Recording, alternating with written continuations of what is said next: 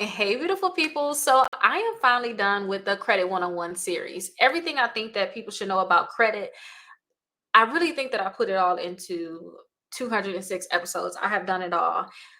But I found that there were 30 episodes that I really, really love for different reasons. And I created actual downloads. So you can see I have a stack of them here because I have them all printed out here because I have to record for you all to show you guys all of the different downloads. But I actually created a full course and you guys can get the downloads. It's over 45 downloads. There is worksheets, is dispute letters, is different checklists, and the best of credit, the best of credit 101 episodes 1 through 30. I'm going to actually show you guys what they are, and then you guys can be able to download them once you guys get inside the membership. And this video will be in the membership, so if you guys are looking at it in the membership, I do give you way more details on how to actually use these documents. I'm only talking about why you need them really here. I give you guys more details, and I may say a few things on how to fill it out. But once you guys get inside of the membership, you guys will see down below I have details on it, and you can download the actual documents there. So let's actually go over my first one. So best of credit episode 1. I liked episode 2, and this one I talked about what creditors are going to look at when they actually assess your credit. So before I apply for anything, there's different things that I actually look for. I want to make sure in terms of my credit, do I have certain things in order so when I go and apply for something, I'm going to get approved.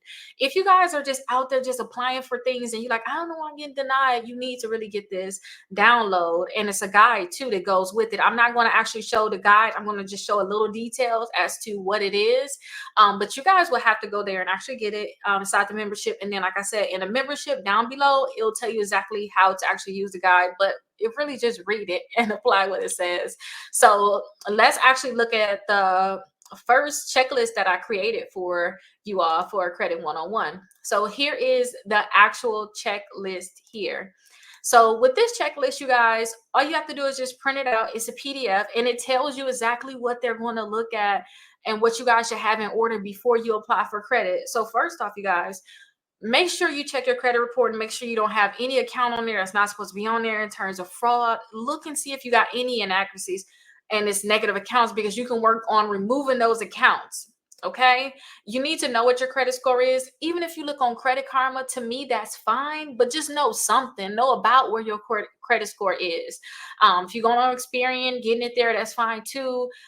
Maybe you apply for a mortgage that gave you with your credit score, that's fine. You can go based off of that, but I always say when I get those free scores, I always tell myself mentally my credit score is 20 points lower than what I actually see here. That way I'm not tricked, or I'm not thinking, oh my gosh, my credit score is 756 because the bank told me, and then I go somewhere else and then they say it's 736. I just automatically trick myself into it. That way, when I apply for certain things, my credit score came up higher, but at least I already had that cushion, that wiggle room. Make sure you guys pay down any existing debts. Sometimes you guys apply for credit, and we're going to talk about this in one of the best episodes of Credit 101 because I made a document about this. But one of the reasons why you can actually get denied, like the actual denials and what to do to change it, go through the different episodes of the best credit episodes of 101. You'll be able to see it. But paying down your debts or having too many debts can be a problem. So I suggest you guys do pay down some of your debts.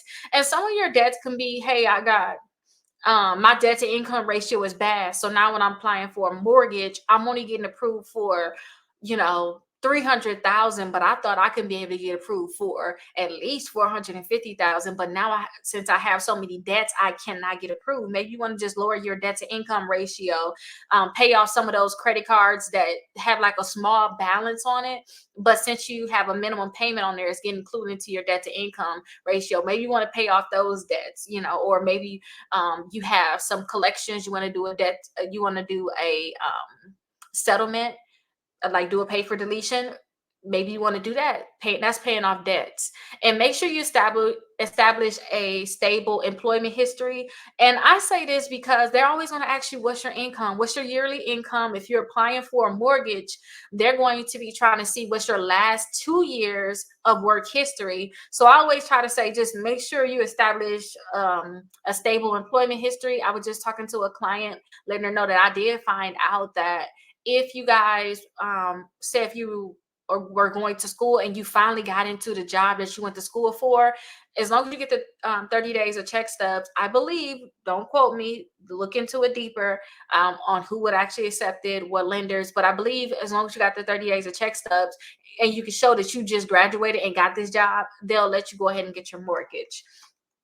And create a monthly budget. And that's just because I need you guys to know how much money you have extra every month, or make sure you guys are investing. Some people get new credit cards and don't understand that's a new credit card bill, especially if you're using it. So just make sure you have that monthly budget created. And we have a budget in the Credit 101 also. You can go through the episodes and find the budget. And make sure you build a positive credit history. I always say 4 credit cards and 2 installment accounts. That's my rule. So make sure you have that positive credit history. If you know you got your 4 installment accounts, your 4 credit cards and 2 installment accounts, you can check that out, check that off. If you're applying for a mortgage, you're trying to buy a house, make sure you have your down payment saved. Once you have that done, just check that off. Review your credit utilization. I put that in bold because to me that is very, very important. Let me say this though. I always say you guys always have 5%. I always say you guys like have your credit cards at 5% before you apply for more credit cards, because I found that you're going to get approved. But I found also recently that even with like a 45%, but then some people like 45, $40. I don't know. I'm just watching a lot of TikToks, but the 45%, that's still you can still get approved for certain credit cards and you can still get a high limit. But I guess it depends too on why you may have that, especially, and I say that only because if you guys have 15 credit cards, let's say you got 15 credit cards, right? And maybe you only had a balance on 4 of them, and it's because it's 0% APR credit cards. The rest of them don't have a balance. Maybe that's a reason why they're going to approve it. I don't know. But still, you might can get approved. But this is just, when I say lower the utilization, I like it at 5%. To me, that's when you just know you better not deny me for balances on other debts, basically, is what they're going to say. High balances on your other credit obligations. They cannot say that. And I just want to make it so they can't really say anything at all. But I wanted to throw that out there because that's something that you guys should know. And then make sure you guys have all your necessary documents ready. Like when you're buying a house, ask them, what documents are y'all going to need from me? And get them ready. Maybe you want to get them ready ahead of time too. That's something that you guys are going to do. So just make sure you have all of your documents ready. And this was the best episodes of Credit 101. And this is episode 1. So go ahead and get your downloads. Let me show you a sneak peek of what is actually on the bonus thing that is on there, because I don't want to show everything, you guys. You got to go in there and get it. It's really just an explanation. So let me see. It's an explanation of all of the different steps and go into details, because sometimes we just ain't got it all, and that's me too. I already know, like sometimes I just don't have it all. Like, tell me what it is. I forgot what she said. I don't want to watch the full video. I need help with number 1. I need help with number 2. Okay, so here it is right here. It's basically a full breakdown of what I just told you all. Actually, I got to remove this and let me wait. Actually, let me see. Maybe I don't. Yeah, I do have to remove it. I want to make sure I show you guys a preview of this document. Hopefully in the next episode, I'm going to have it ready. But I do want to show you guys a preview for those people that stayed to the end. I want to show you a preview of what it is. Okay, here it is here. Okay, perfect.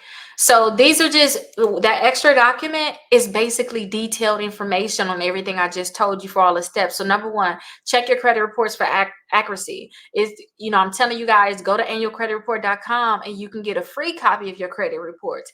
That's not something I just said in this video. So this can be additional information. You like, Rickita, use my some check my credit report for accuracy. Like, where?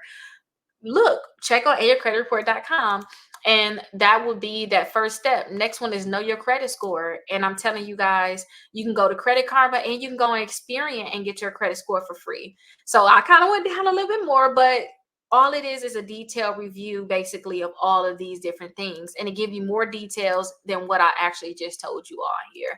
So hopefully you guys love it. Go ahead and look down below in the description and in the comments and get the course. Or if you guys are already course, go ahead and download all of the different downloads that I have for you. If you have any questions, definitely let me know. You can leave a comment right in the course. Thank you.